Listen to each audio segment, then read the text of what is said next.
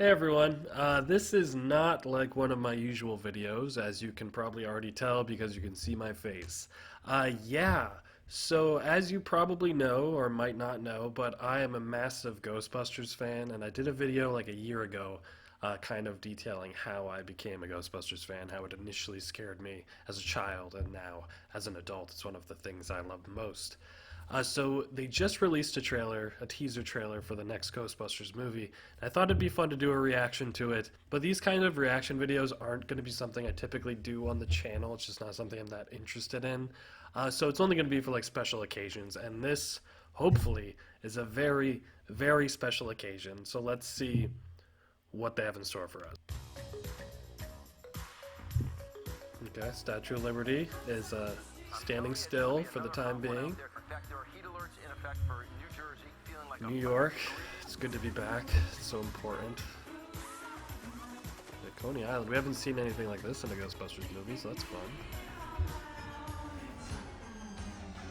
There's obviously some sort of haunting going on.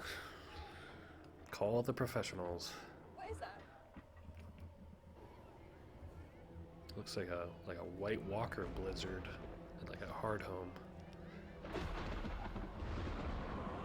Jeez. Yeah, get off the beach. Ooh, I'd hate to be stuck up there. I have a thing with heights, and being stuck on top of a Ferris wheel would be terrible. Whoa, this is a big threat. This is a really big threat. Just those two notes, just those piano keys. Ah, the ecto! Driving through New York, it looks so beautiful and clean. For the first time in New York history, people froze to death in the middle of July. A lot of ice. Podcast. Ray! Winston. Venkman. Bill Murray. Your veins turn to rivers of ice. Your bones Wow. on the last Ooh. thing you see. Gary and Mom are suited up in jumpsuits. Oh, and Lucky is probably not going to die, but probably get close to dying. So cool. Pat Oswalt.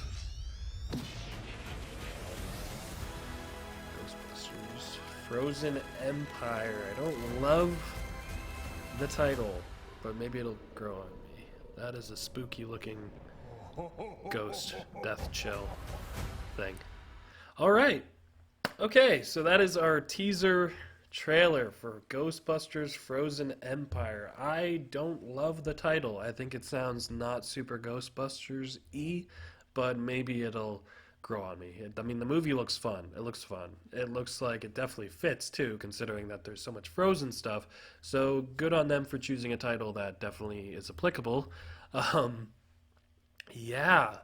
So we're back in New York, which I think is a good thing, because New York has always been such an integral part of Ghostbusters, especially the first two movies. It was like a character in itself. In the second one, New York was so integral to the plot. Like the environment was so important to why the problem was happening and eventually how the problem got solved. So it's nice to see them back in New York. It feels right.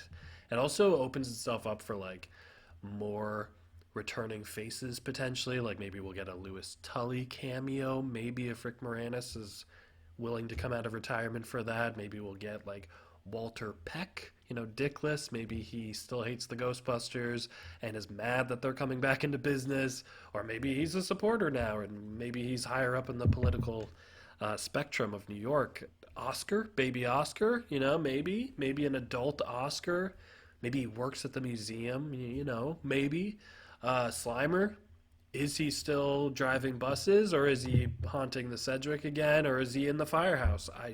I'd love to see Slimer. I mean, he's an icon, and it's funny how he's really not that big in the movies, but the cartoon really, made him like the mascot of Ghostbusters in some ways. And speaking of things that like we're coming back to, like the original Ghostbusters, having them all back, you got Ernie Hudson as Winston, Dan Aykroyd as Ray, and Bill Murray as Peter Venkman. I really thought Afterlife was going to be the last we saw of Venkman. I was shocked he even came back for that, considering how prickly Murray has been about Ghostbusters sequels for decades. So I was just happy he came back for like 5 minutes in Afterlife. I'm like, okay, that's nice. It's so good he came back. He had some great lines. Then I thought that was it. I kind of came to terms with the fact that that was probably all we were going to get at Bill Murray. And yet here he is, and I'm excited. I'm glad we're following the Spengler family. I think that's really cool. Um, I loved Phoebe in Afterlife. I think she was a great character. And I think the whole family unit itself, by the end of that movie, thanks to their connection with Egon, you really cared about them. And I'm glad we're going to continue following their story. It's good to see even Podcast and Lucky. Lucky was extremely underused in Afterlife, so I'm hoping to give her some more stuff to do. Looks like she's in mortal peril. Gary Gruberson and Mom suiting up is fun. I think Paul Rudd is like a no-brainer to be a Ghostbuster. When he was first cast in Afterlife, I thought for sure he was going to put on a proton pack, and then he ended up being like the Keymaster character in that movie. But now, perfect. I mean, I think he's got the right comedic vibes for like Ghostbusters humor. I think he always has, so very excited about that. As far as the new threat, very interesting visually. There's a lot you could do. We haven't seen a lot of like ice frozen stuff in Ghostbusters before, so it automatically gives this movie like its own visual identity, which is cool. And seeing like, you know, the firehouse get frozen and all that, like people dodging like giant icicles, and it just looks cool, and it's different. It's different, which is important because I was so scared Vigo was going to come back in this movie, and I'm like, I love Vigo, you know. um I didn't want them to pull another former villain back. Like they did it with Gozer in Afterlife, and I thought it mostly worked in that. Like if there was going to be a reoccurring threat like that, it made sense that it would be Gozer. But you also, because of that, you had to kind of go through the same ritual of the Keymaster and the Gatekeeper, which was true to the lore, but it was, at times, it felt like we were just kind of retreading ground. But I think it mostly worked because you had the new generation teaming up with the old generation against, like, the Ghostbusters' first big threat. So I thought it worked. I don't think Vigo would work, though. I mean, he got blasted and slimed back into his painting, and then he exploded and then turned into, like, that weird Ghostbusters painting with baby Oscar. You know the one, like, where they're dressed up in, like, Roman tunics. It was weird. It was a weird ending, but he seemed pretty definitively gone, and I wouldn't want them to keep pulling from the old stuff for, like, big things like villains. I think there's so much potential. I mean, the cartoons alone show how many cool villains you could create, cool ghosts, new threats. Seems like that's what they're doing with this death chill, and it looked pretty creepy from the little we saw of like its manifestation.